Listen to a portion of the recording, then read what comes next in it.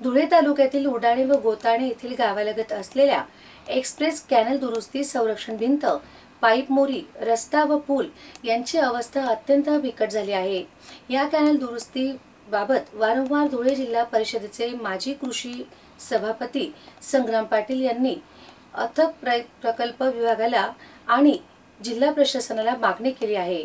मात्र याची कुठलीही दखल न घेतल्याने आज संग्राम पाटील यांनी गावकऱ्यांसोबत धुळे जिल्हाधिकारी कार्यालय आवारात सामूहिक आत्मदहनाचा प्रयत्न केला।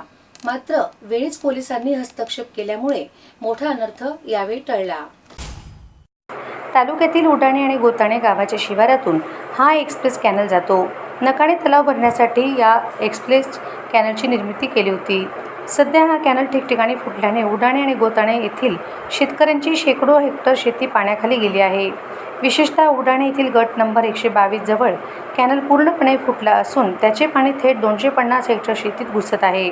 शेतांसोबतच गावातही पाणी शिरत असल्याने नागरिकांचे जनजीवन पूर्णपणे धोक्यात आले आहे। शेतकऱ्यांना जीवमुठीत धरून या कॅनलमधून ये-जा करावी लागत असून यामुळे हजारो शेतकरी कुटुंबांचे आर्थिक कंबरडे मोडले आहे।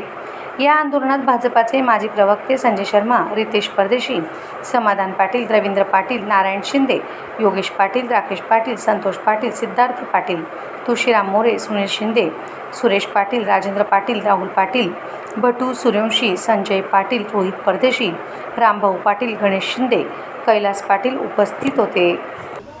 धुळे तालुक्यातील गोताणे व उडाणे गावातून जो जाणारा एक्सप्रेस कॅनल आहे, हा कॅनल गोताणे व उडाणे गावामध्ये दोघं ठिकाणी फुटलेला आहे आणि परिणामी गोताणे गावामध्ये फुटलेल्या कॅनलमधून नागरी वस्तीमध्ये ते पाणी शिरतं आणि तिथं देखील त्या नागरिकांना प्रचंड त्रासाला सामोरं जावं लागतं आहे।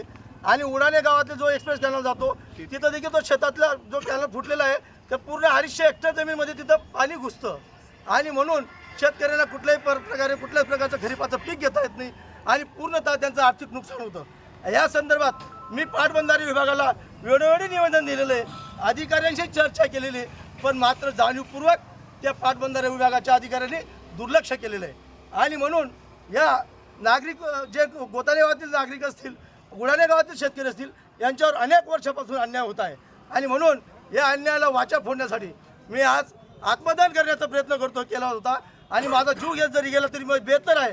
आज जरी आमच्या हातातून पोलिसांनी आमच्या हातातून आमचं पेट्रोल हिसकवलं, पण येणाऱ्या काळामध्ये आता त्यांनी दखल जर नाही घेतली तर येणाऱ्या काळामध्ये एक गुप्त पद्धतीने आंदोलन करून कलेक्टर मोदांच्या दालनामध्ये घुसून अंगावर पेट्रोल टाकून आत्महत्या केल्याशिवाय मी राहणार नाही। जर या संदर्भात या मी प्रशासनाचा, जिल्हा प्रशासनाचा या संदर्भात मी जाहीर निषेध करतो आणि म्हणून मी हे जे संबंधित अधिकारी आहेत यांच्यावर देखील शासनाने कारवाई करावी अशी मी शासनाकडे मागणी करत आहे।